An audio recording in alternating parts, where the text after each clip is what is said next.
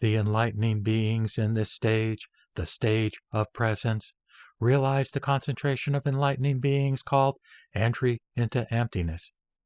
They attain absorption in emptiness of inherent nature, emptiness of ultimate reality, supreme emptiness, great emptiness, emptiness of union, emptiness of production, non-conceptual emptiness according to reality, emptiness of concern, emptiness of disconnection and non-disconnection. With these 10 doors of concentration on emptiness in the forefront, 100,000 doors of concentration on emptiness become manifest to them, and so do 100,000 doors of concentration on signlessness, and 100,000 doors of concentration on wishlessness.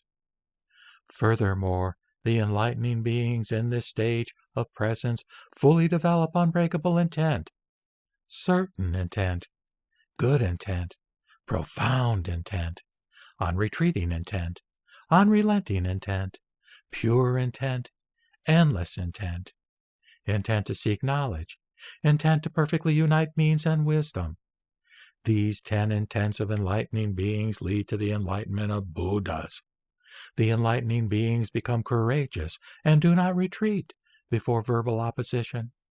They enter the stage of knowledge. They give up the stages of listeners and individual illuminates, being wholly directed toward Buddha knowledge.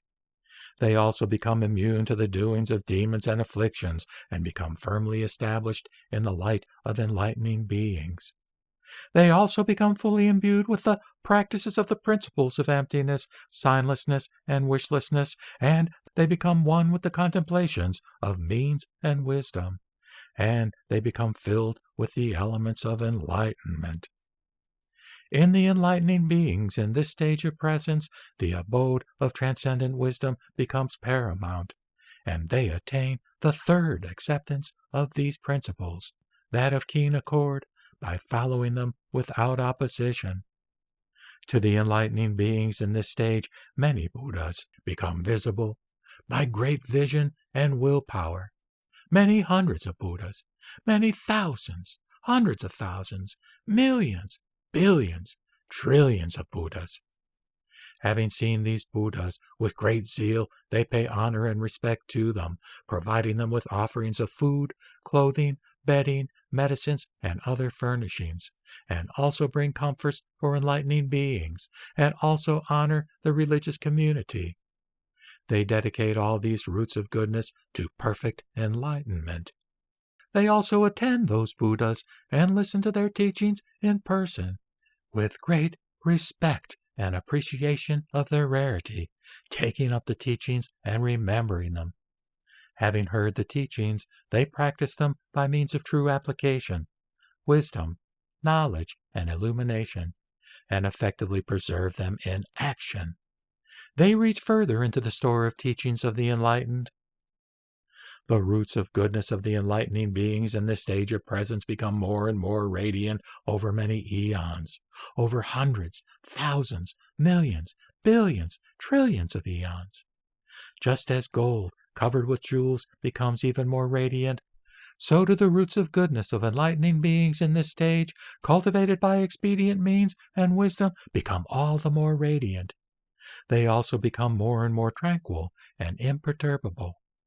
Just as moonlight refreshes and delights people and cannot be diverted by the four winds, in the same way, those roots of goodness of enlightening beings in the stage of presence quench the fires of afflictions of countless beings and make them refreshed and happy.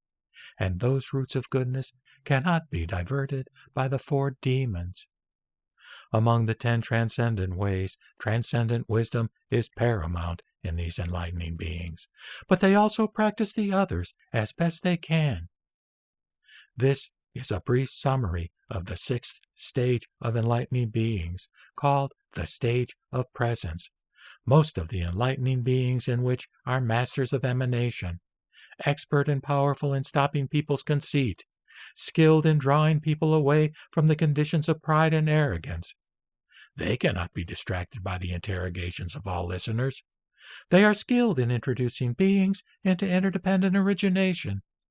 Whatever actions they undertake, whether by giving or by kind speech, or by beneficial action or by cooperation, all of it is never apart from thoughts of Buddha, the teaching, the community, enlightening beings, the practice of enlightening beings, the transcendent ways, the stages, the powers, the expertise, and unique qualities of Buddhas, including omniscience, complete in all respects. Why? To become the best of beings, unexcelled leaders and guides, and ultimately omniscient refuges.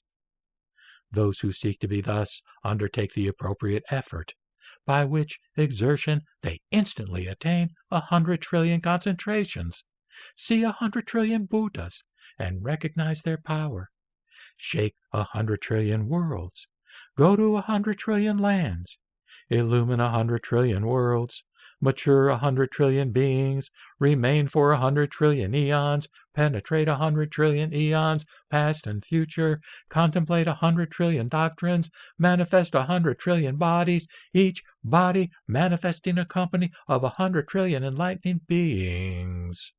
Beyond that, enlightening beings with the power of vows perform, by the excellence of their vows, countless transfigurations of body, aura, mystic powers, vision, sphere of operation, voice, conduct, adornment, power, resolution, and performance.